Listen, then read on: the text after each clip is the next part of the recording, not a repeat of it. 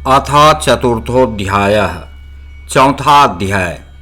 त्रिपुरवासी दैत्यों को मोहित करने के लिए भगवान विष्णु द्वारा एक मुनि रूप पुरुष की उत्पत्ति, उसकी सहायता के लिए नारद जी का त्रिपुर में गमन, त्रिपुराधीप का दीक्षा ग्रहण करना।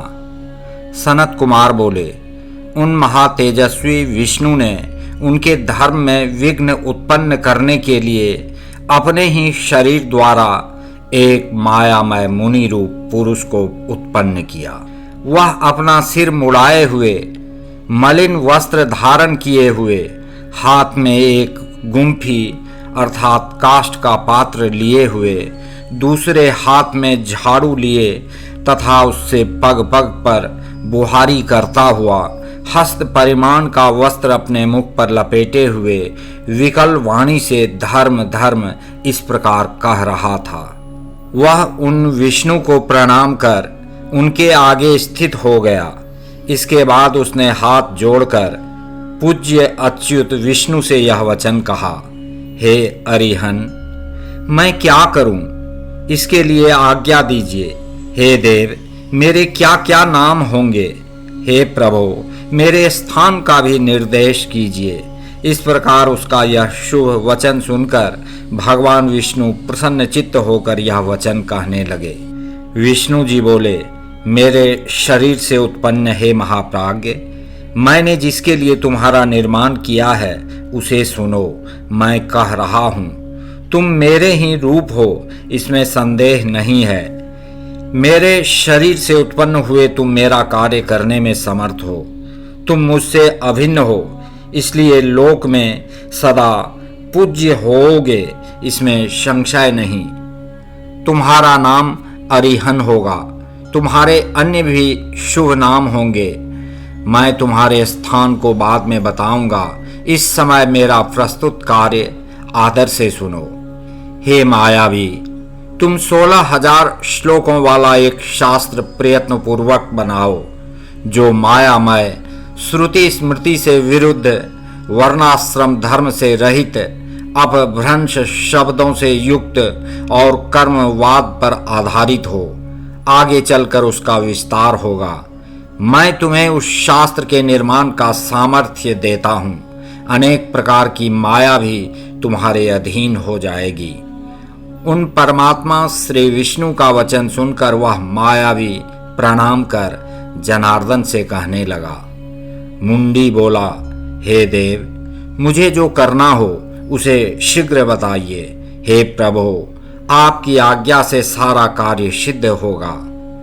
सनत कुमार बोले, मुंडी के द्वारा ऐसा कहे जाने पर भगवान ने उसे मायामय शास्त्र पढ़ाया और बताया कि स्वर्ग नरक की प्रतीति यहीं पर है, इसमें संदेह नहीं है। उसके बाद विष्णु ने शिवजी के चरण कमल का स्मरण करके उससे पुनः कहा कि तुम त्रिपुर में रहने वाले इन समस्त दैत्यों को मोहित करो। तुम उन्हें दीक्षित करो और प्रयत्न पूर्वक इस शास्त्र को पढ़ाओ। हे महामते, मेरी आज्ञा के कारण तुम्हें ऐसा करने से दोष नहीं लगेगा। हे यते, इसमें संदेह नहीं कि वहाँ स्रोत स्मार्त धर्म प्रकाश कर रहे हैं, किंतु तुम इस विद्या के द्वारा उन सभी को धर्म से च्युत करो। हे मुंडिन, अब तुम उन त्रिपुर वासियों के विनाश के लिए जाओ और तमोगुणी धर्म को प्रकाशित कर तीनों पुरों का नाश करो। हे विभो, उसके बाद वहां से मरुस्थल में जाकर कलयुग के आने तक वहीं अपने धर्म के साथ निवास करना और उस युग के आ जाने पर तुम शिष्य प्रशिष्यों के साथ अपने धर्म का प्रचार करना और उसी का व्यवहार करना। मेरी आज्ञा से तुम्हारे इस धर्म का निश्चित रूप से विस्तार होगा तथा मेरी आज्ञा में तत्पर होकर तुम मेरी गति प्राप्त करोगे। इस प्रकार देवाधिदेव शंकर की आज्ञा से सर्वसमर्थ विष्णु ने उसे हृदय से आदेश दिया। इसके बाद विष्णु जी अंतर्धान हो गए।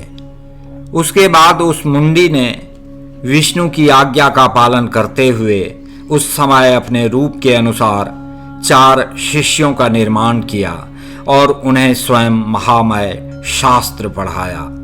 जैसा वह स्वयं था उसी प्रकार के वे चारों शुभ मुंडी भी थे। वे परमात्मा श्री विष्णु को नमस्कार कर वहीं पर स्थित हो गए। हे मुने, तब शिव की आज्ञा का पालन करने वाले श्री विष्णु ने भी परम प्रसन्न होकर उन चारों शिष्यों से स्वयं कहा, जैसे तुम लोगों के गुरु हैं वैसे ही मेरी आज्ञा से तुम लोग भी बनो। तुम लोग धन्य हो और इस लोक में सद्गति प्राप्त करोगे, इसमें संदेह नहीं है।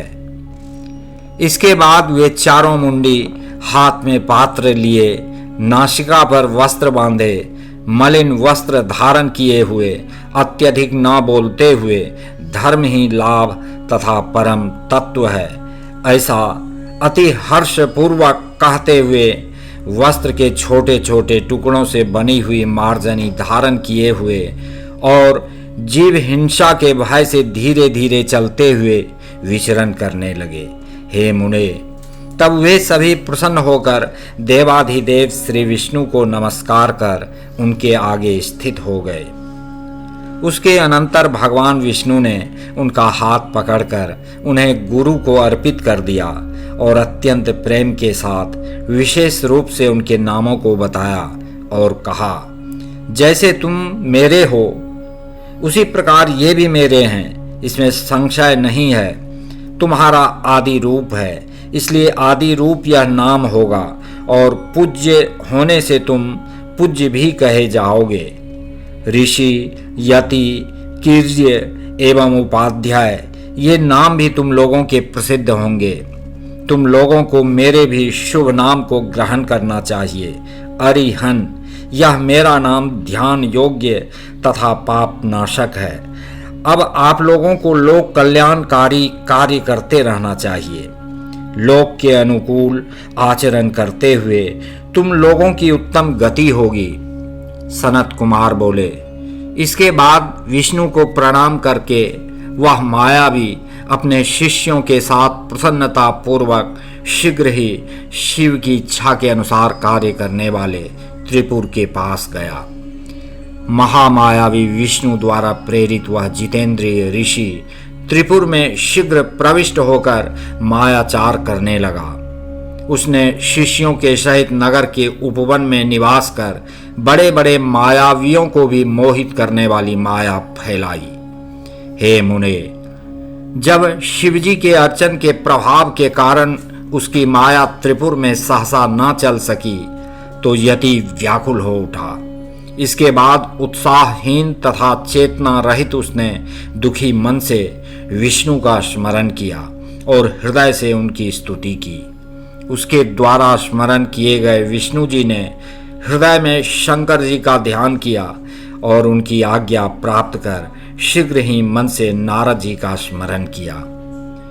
विष्णु जी के स्मरण करते ही नारद जी उपस्थित हुए और उन्हें प्रणाम कर तथा उनकी स्तुति कर हाथ जोड़े हुए वे उनके आगे खड़े हो गए। तब बुद्धिमानों में श्रेष्ठ विष्णु जी ने नारद जी से कहा, आप तो सर्वदा लोकोपकार में निरत तथा देवताओं का कार्य करने वाले हैं। हे तात, मैं शिवजी की आज्ञा से कहता हूँ कि आप शीघ्र ही त्रिपुर में जाएं। उस पुर के निवासियों को मोहित करने के लिए एक ऋषि अपने शिष्यों के साथ वहां गए हैं। सनत कुमार बोले।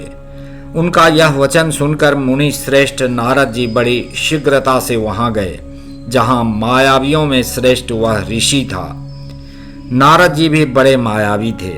उन्होंने मायावी प्रभु विष्णु की आज्ञा से उस पुर में प्रवेश कर उस मायावी से दीक्षा ग्रहण कर ली।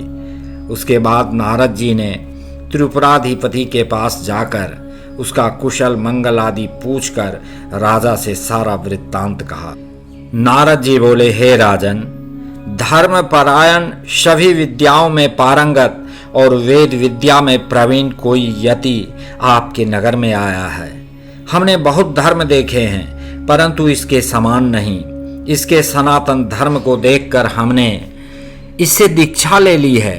अतः हे दैत्य सत्तम, हे महाराज, यदि आपकी भी इच्छा उस धर्म में हो तो आप भी धर्म की दीक्षा ग्रहण कर लें। सनत कुमार बोले, नारद जी का विशद अर्थ गर्भित वचन सुनकर वह दैत्याधिपति बड़ा विस्मित हो उठा और मोहित होकर मन में कहने लगा कि जब नारद जी ने स्वयं दीक्षा ली है तो हम भी उससे दीक्षा ग्रहण कर लें। ऐसा सोचकर वह स्वयं वहां गया।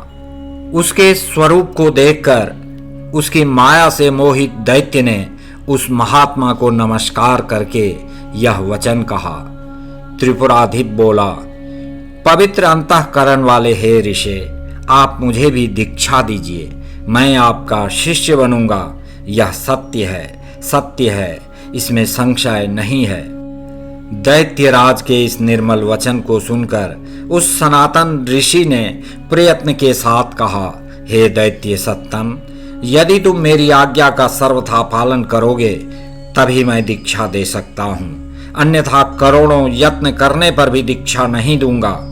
इस प्रकार यह वचन सुनकर राजा माया के अधीन हो गया और हाथ जोड़कर बड़ी शीघ्रता से यति से यह वचन कहने लगा। दैत्यराज बोला, आप जैसी आज्ञा देंगे मैं वैसा ही करूंगा, इसके विपरीत नहीं करूंगा। मैं आपकी आज्ञा का उल्लंघन नहीं करूंगा।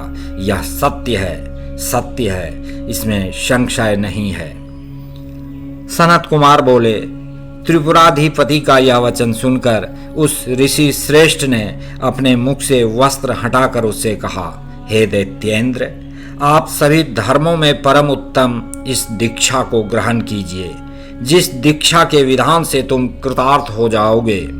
सनत कुमार बोले, ऐसा कहकर उस मायावी ने विधि विधान के साथ अपने धर्म में बताई गई दीक्षा उस दैत्यराज को शीघ्र ही प्रदान की। हे मुने, अपने सहोदरों के सहित उस दैत्यराज के दीक्षित हो जाने पर सभी त्रिपुरवासी भी उस धर्म में दीक्षित हो गए। हे मुने, उस समय महामायावी उस ऋषि के शिष्यों तथा प्रशिष्यों से वह संपूर्ण त्रिपुर शीघ्र ही व्याप्त हो गया।